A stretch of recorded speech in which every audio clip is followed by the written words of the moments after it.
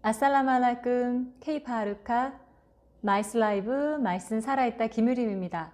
두바이 엑스포 2020을 살펴볼까 하는데요. 엑스포 역사상 중동 아프리카 최초의 엑스포가 개최가 됩니다. 아랍에미레이트 두바이는 엑스포의 역사상 14번째로 엑스포를 개최하는 국가가 되었는데요. 궁금하지 않으신가요? 그리고 이 핀은 엑스포 조직위에서 방문 기념으로 주셨던 핀입니다. 그래서 오늘은 제가 이 핀을 꽂고 진행을 해보도록 하겠는데요.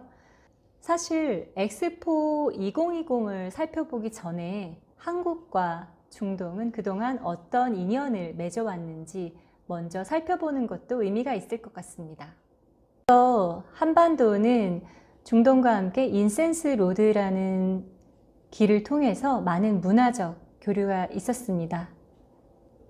통일신라 시대에는 해상로를 통한 교류가 있었고요.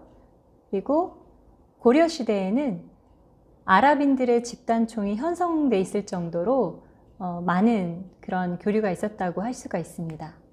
그리고 근현대에 와서는 1970년대 사우디아라비아의 건설이라든가 이런 것들을 통해서 경제 협력이 이루어졌고요. 그리고 현대에 와서는 용산국립중앙박물관에서 사우디아라비아 전시회를 한다던가 또 사우디에서는 한국문화전을 개최하는 등 다양한 문화적 교류가 있었습니다.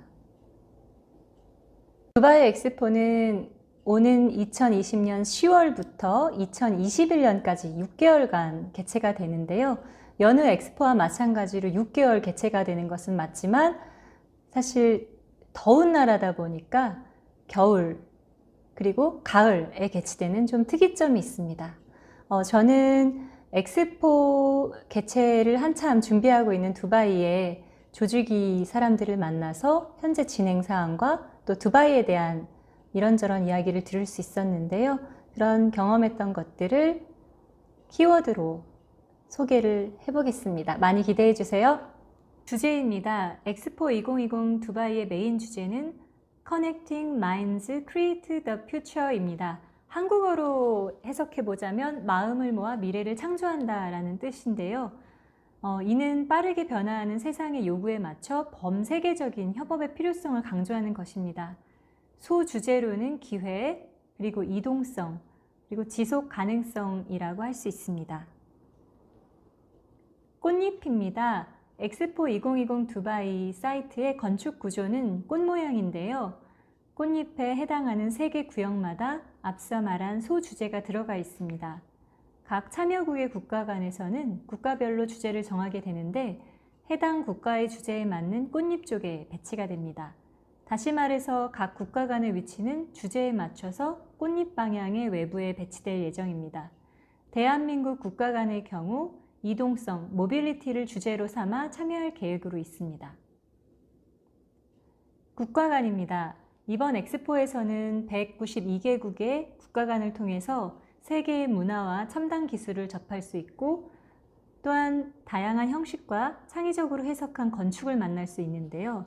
그중 가장 큰 규모의 국가관은 엑스포 주최국인 아랍에미레이트이고요. 그 다음으로는 사우디아라비아입니다. 이벤트입니다. 엑스포 기간 중에는 주제간, 국가간 전시 외에도 다양한 이벤트가 개최될 예정입니다. 이벤트들은 마케팅 도시 두바이를 참 많이 닮았는데요. 예를 들어 이벤트의 다수는 만찬을 포함한 네트워킹 컨셉으로 이루어지고 있고 만찬권을 엑스포 입장권과 연결해서 판매하는 등 입장 유도에 있어서도 다양하게 준비하는 모습입니다. 아랍 상인 특유의 상수를 느껴볼 수 있는 부분이기도 한데요. 그 다음으로는 주간입니다. 두바이 엑스포에서는 주제별 주간을 마련해서 주제에 맞는 행사를 기획하고 있습니다. 가령 환경 주간에는 환경과 맞는 주제의 부대 행사나 포럼 등을 개최하는 것인데요.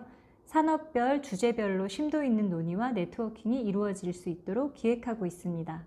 마이스입니다. 엑스포 2020 두바이 사이트 내에 총 45,000 스퀘어미터 규모의 전시장인 두바이 전시센터 짓는데요.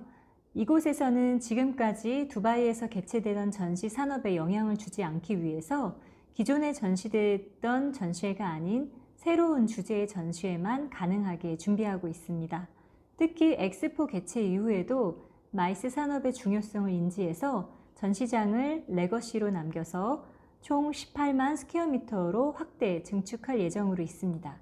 특히 전시장 건축 구조에 있어서 기둥이 없는 필라리스 전시장으로서 가동을 높이고 전시장 운영이나 케이터링을 포함한 제반 운영을 두바이 월드 트레이드 센터에게 맡겨서 기존 두바이 전시장과의 자연스러운 공동 운영 형식을 띠게 됩니다. 수송입니다.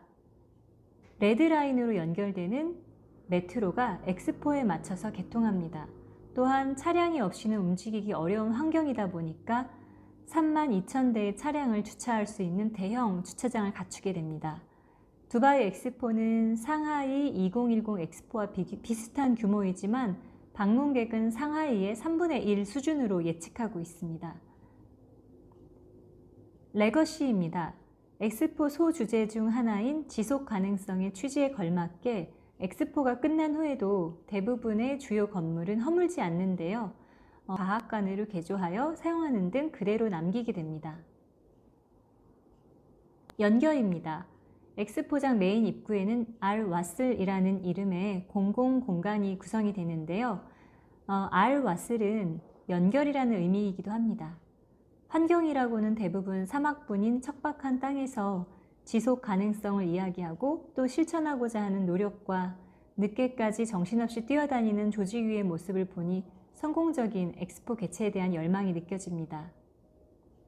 시대적으로 많이 어렵고 또 지역적으로도 어려운 환경 속에서 어려운 주제로 풀어나가는 엑스포인 만큼 사막의 신기루가 아닌 연결되는 것이기를 바랍니다. 앞으로 저는 엑스포 2020 두바이의 개최 준비부터 엑스포 개최 현장 그리고 그 이후까지 집중해서 들여다볼 예정인데요. 다가오는 2020 중동과 대한민국은 어떻게 연결될 것인지 너무 궁금합니다.